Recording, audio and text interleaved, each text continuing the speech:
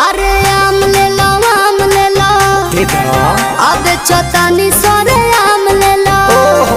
कैसे बा हो लगे आके खुले आम ले लो बाधे रही तमाम ले लो। न टाइम वेस्ट करो टेस्ट अभी टटके है गा अरे टटके है गा तनी देखी जरा आवा तोरा आम के सवाद गोरी खटके